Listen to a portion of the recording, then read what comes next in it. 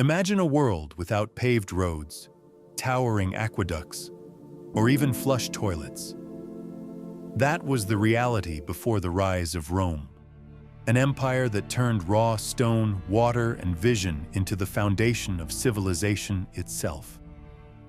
How did people nearly 2,000 years ago create feats of engineering that still rival our modern world?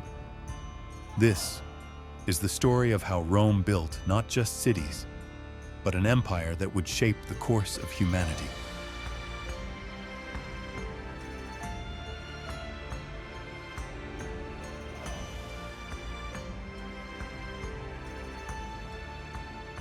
The Romans weren't just conquerors, they were problem solvers.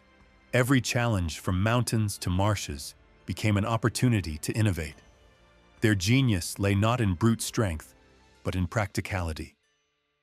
When Rome expanded, it adapted. In deserts, they built aqueducts that carried water for miles. In wet, swampy regions, they invented drainage systems to reclaim the land. Every structure served a purpose: to connect, supply, and strengthen the empire. For Rome, engineering wasn't just about construction, it was about expansion. Concrete and conquest, foundations of power. One of the greatest Roman secrets was their invention, opus caementitium, or Roman concrete.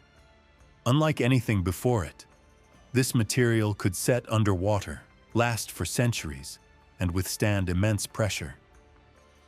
From the Colosseum to the Pantheon, Roman concrete turned imagination into reality.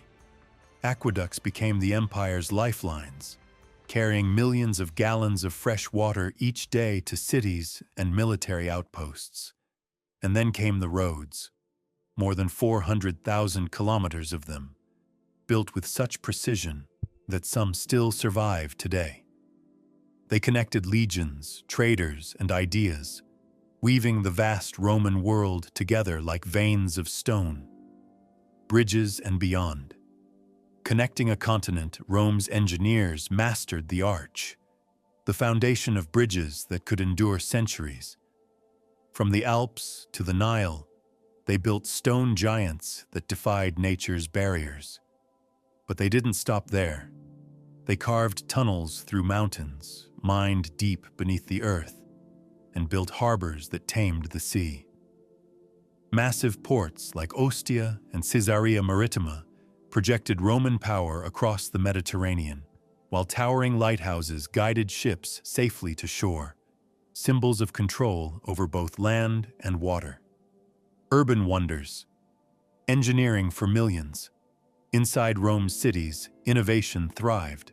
The Colosseum, beyond being a monument to entertainment, hid advanced mechanics, hydraulic systems that could flood the arena for naval battles, and entrances designed to move 50,000 spectators in and out within minutes.